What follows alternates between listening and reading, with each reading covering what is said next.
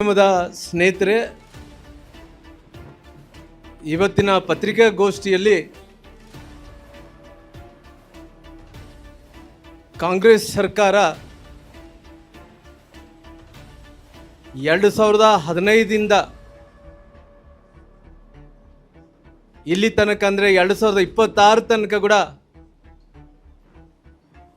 SC/ST ಸಮುದಾಯಕ್ಕೆ ಮೀಸಲಾತಿ ವಿಚಾರದಲ್ಲಿ ಬಹಳಷ್ಟು ದೊಡ್ಡ ಮೋಸ ಮಾಡೋಂಥ ಕೆಲಸ ಆಗಿದೆ. ಬಹಳಷ್ಟು ಸರಿ ಪಕ್ಷದಲ್ಲಿ ಹಿರಿಯರಾದಂಥ CT ರವೀಣ್ಣನವರು, ಮಹೇಶ್ ಅಣ್ಣನವರು, ನಾಗೇಂದ್ರವರು, ಹರ್ಷ ಅವರು ಅನೇಕ ಬಾರಿ ನಮ್ಮ ಹೋರಾಟ ಅನ್ನೋಂಥದ್ದು ಭಾರತೀಯ ಜನತಾ ಪಾರ್ಟಿಯಿಂದ 2015 ಅಲ್ಲಿನಿಂದ ಕೂಡ ಇಲ್ಲಿ ತನಕ ಕೂಡ ಮೀಸಲಾತಿ ಕೊಡಿಸ್ಬೇಕನ್ನಂಥ ಒಂದು ಪ್ರಾಮಾಣಿಕವಾದಂಥ ಪ್ರಯತ್ನವನ್ನು ಕೂಡ ಮಾಡ್ಕೊತ ಬಂದಿದ್ವಿ. ನಮಗೆ ಅವಕಾಶ ಕೊಟ್ಟಂಥ ಸಂದರ್ಭದಲ್ಲಿ ಮೀಸಲಾತಿಯನ್ನು ಕೂಡ SC ಸಮುದಾಯಕ್ಕೆ 3ರಿಂದ 7% ಮಾಡಿದ್ದೀವಿ ನಮ್ಮ BJP ಸರ್ಕಾರ. ಅದೇ ರೀತಿಯಲ್ಲಿ SC ಸಮುದಾಯಕ್ಕೆ 15ರಿಂದ 17% ಮೀಸಲಾತಿಯನ್ನು ಮಾಡಿದ್ದೀವಿ. ಆದರೆ ಇವತ್ತು ST ಜನಾಂಗದವರು ಮತ್ತು SC ಜನಾಂಗದವರು ಅವರು ಮೀಸಲಾತಿ ಕೇಳ್ತಾ ಇದ್ದಾರೆ ಅಂದ್ರೆಗಿನ ಸಂವಿಧಾನದ ಬದ್ಧವಾಗಿ, ಸಂವಿಧಾನದ ಅನುಗುಣವಾಗಿ ಅವ್ರಿಗೆ ಸಿಗಬೇಕಾದಂಥ ಮೀಸಲಾತಿ ಅವ್ರು ಕೇಳ್ತಾ ಇದ್ದಾರೆ. ಈ ಸರ್ಕಾರ ಏನು ಮಾಡ್ತೈತೆ, ಇಲ್ಲಿ ತನಕ ಕೂಡ ನಾವು ಕೊಟ್ಟಂಥ ಮೀಸಲಾತಿಯನ್ನು ಕೂಡ ಕಸ್ಕೊಂಡಂಥ ಕೆಲಸ ಈ ಸರ್ಕಾರ ಮಾಡಿದೆ. ಈ ಮೀಸಲಾತಿ ಅನ್ನೋಂಥದ್ದು ಇವತ್ತು ಉಟ್ಕೊಂಡಿದ್ದ, ಮೀಸಲಾತಿ ಜಾಸ್ತಿ ಮಾಡಬೇಕು, ಒಳ ಮೀಸಲಾತಿ ಜಾಸ್ತಿ ಮಾಡಬೇಕನ್ನಂಥ ವಿಚಾರ ಇವತ್ತು ಉಟ್ಕೊಂಡಿದ್ದಂಥದ್ದಲ್ಲ. ಅನೇಕ ಮಹನೀಯರು, ಹೋರಾಟಗಾರರು, ಈ ಸಮುದಾಯದಲ್ಲಿ ಹುಟ್ಟಿದಂಥವ್ರು ಬೇರೆ ಸಮುದಾಯದಲ್ಲೆಲ್ಲರೂ ಕೂಡ ಸೇರಿಕೊಂಡು ಕಳೆದ 30 ವರ್ಷಗಳಿಂದ ಹೋರಾಟವನ್ನು ಮಾಡ್ಕೊತ ಬಂದಾರ.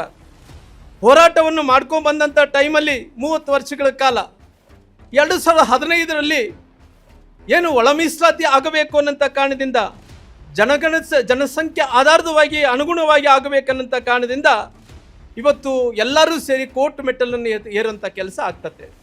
ಯಾವತ್ತು 2015ರಲ್ಲಿ ಕೋರ್ಟ್ ಮೆಟ್ಲು ಏರಿದಂಥ ಸಂದರ್ಭದಲ್ಲಿ ಕೋರ್ಟು ಅವತ್ತು VPT 16/8/52 ನಂಬರ್ /2015 ಅಂದ್ರೆಗಿನ 16/852/2015.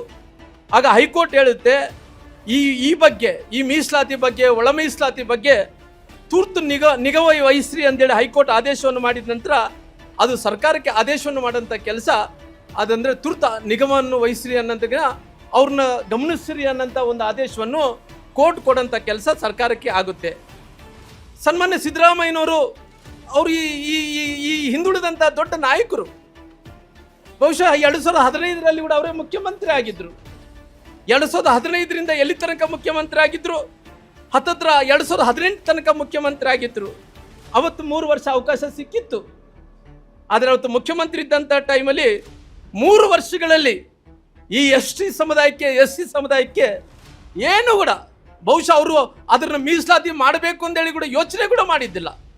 ಆದರೆ ಹಿಂದುಳಿದಂಥ ವರ್ಗದ ಸ್ವಯಂ ಘೋಷಿತ ಚಾಂಪಿಯನ್ ಅವರು, ಹಿಂದುಳಿದಂಥ ವರ್ಗದ ಒಬ್ಬ ದೊಡ್ಡ ನಾಯಕರು, ಈ ಭಾಗದಲ್ಲಿ ಹಿಂದುಳಿದಂಥ ವರ್ಗದ ಸಮುದಾಯಗಳನ್ನು ಕಟ್ಟಿಕೊಂಡು ಮೇಲೆ ಬಂದಂಥ ಒಬ್ಬ ಧೀಮಂತ ನಾಯಕರು, ಎಷ್ಟೋ ಬಾರಿ ಮುಖ್ಯಮಂತ್ರಿಗಳಾದಂಥವ್ರು. ಆದರೆ ಪರಿಸ್ಥಿತಿ ಏನಾಯಿತು, ಅವ್ರಿಗೆ ಭಗವಂತ ಅವಕಾಶ ಕೊಟ್ಟಂಥ ಟೈಮಲ್ಲಿ ಈ ಸಮುದಾಯಗಳ ಋಣವನ್ನು ತೀರಿಸಬೇಕಾಯ್ತಲ್ಲ. ಆದರೆ ಯಾವತ್ತು ಕೂಡ ಮುಖ್ಯಮಂತ್ರಿಗಳು, ಈ ರಾಜ್ಯದ ಮುಖ್ಯಮಂತ್ರಿಗಳು ಸಿದ್ದರಾಮಯ್ಯನವರು ಅವತ್ತು 2013ರಲ್ಲಿ ಕೂಡ ತೀರಿಸಲಿಲ್ಲ. ಇವತ್ತು ಕೂಡ 2026ರಲ್ಲಿ ಕೂಡ ಈ ಸಮುದಾಯಗಳಿಗೆ ಯಾರನ್ನೊಬ್ಬ ದೊಡ್ಡ ಮನುಷ್ಯ ಮೋಸ ಮಾಡಿದನ ಅಧಿಕಾರವನ್ನು ಕೂಡ ಹಿಡ್ಕೊಂಡಂದ್ರಿಗಿನ ಈ ರಾಜ್ಯದ ಮುಖ್ಯಮಂತ್ರಿಗಳಂತ ಸಿದ್ದರಾಮಯ್ಯರು ಅನ್ನಂತ ಮಾತನ್ನು ಹೇಳು ಕಳೆದ 30 ವರ್ಷಗಳಿಂದ ಹೋರಾಟವನ್ನು ಮಾಡ್ಕೊತ ಬಂದಾರ. ಹೋರಾಟವನ್ನು ಮಾಡ್ಕೊಂಡು ಬಂದಂಥ ಟೈಮಲ್ಲಿ 30 ವರ್ಷಗಳ ಕಾಲ 2015ರಲ್ಲಿ ಏನು ಒಳ ಮೀಸಲಾತಿ ಆಗಬೇಕು ಅನ್ನೋಂಥ ಕಾರಣದಿಂದ ಜನಸಂಖ್ಯೆ ಆಧಾರವಾಗಿ ಅನುಗುಣವಾಗಿ ಆಗಬೇಕನ್ನಂಥ ಕಾರಣದಿಂದ ಇವತ್ತು ಎಲ್ಲರೂ ಸೇರಿ ಕೋರ್ಟ್ ಮೆಟ್ಟಲನ್ನು ಏರುವಂಥ ಕೆಲಸ ಆಗ್ತದೆ.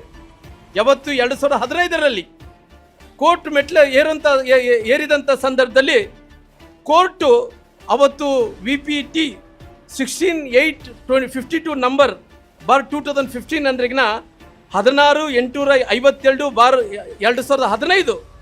ಆಗ ಹೈಕೋರ್ಟ್ ಹೇಳುತ್ತೆ ಈ ಬಗ್ಗೆ ಈ ಮೀಸಲಾತಿ ಬಗ್ಗೆ ಒಳ ಮೀಸಲಾತಿ ಬಗ್ಗೆ ತುರ್ತು ನಿಗಾ ವಹಿಸ್ರಿ ಅಂತೇಳಿ ಹೈಕೋರ್ಟ್ ಆದೇಶವನ್ನು ಮಾಡಿದ ನಂತರ ಅದು ಸರ್ಕಾರಕ್ಕೆ ಆದೇಶವನ್ನು ಮಾಡೋಂಥ ಕೆಲಸ ಅದಂದರೆ ತುರ್ತು ನಿಗಮವನ್ನು ವಹಿಸ್ರಿ ಅನ್ನೋಂಥ ಅವ್ರನ್ನ ಗಮನಿಸ್ರಿ ಅನ್ನೋಂಥ ಒಂದು ಆದೇಶವನ್ನು ಕೋರ್ಟ್ ಕೊಡೋಂಥ ಕೆಲಸ ಸರ್ಕಾರಕ್ಕೆ ಆಗುತ್ತೆ. ಸನ್ಮಾನ್ಯ ಸಿದ್ದರಾಮಯ್ಯನವರು ಅವರು ಈ ಹಿಂದುಳಿದಂಥ ದೊಡ್ಡ ನಾಯಕರು. ಬಹುಶಃ 2015ರಲ್ಲಿ ಕೂಡ ಅವರೇ ಮುಖ್ಯಮಂತ್ರಿ ಆಗಿದ್ದರು. 2015ರಿಂದ ಎಲ್ಲಿ ತನಕ ಮುಖ್ಯಮಂತ್ರಿ ಆಗಿದ್ದರು? ಹತ್ತತ್ರ 2018 ತನಕ ಮುಖ್ಯಮಂತ್ರಿ ಆಗಿದ್ದರು. ಅವತ್ತು 3 ವರ್ಷ ಅವಕಾಶ ಸಿಕ್ಕಿತ್ತು.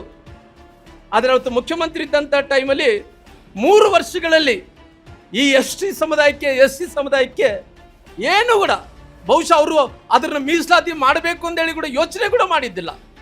ಆದರೆ ಹಿಂದುಳಿದಂಥ ವರ್ಗದ ಸ್ವಯಂ ಘೋಷಿತ ಚಾಂಪಿಯನ್ ಅವರು, ಹಿಂದುಳಿದಂಥ ವರ್ಗದ ಒಬ್ಬ ದೊಡ್ಡ ನಾಯಕರು, ಈ ಭಾಗದಲ್ಲಿ ಹಿಂದುಳಿದಂಥ ವರ್ಗದ ಸಮುದಾಯಗಳನ್ನು ಕಟ್ಟಿಕೊಂಡು ಮೇಲೆ ಬಂದಂಥ ಒಬ್ಬ ಧೀಮಂತ ನಾಯಕರು.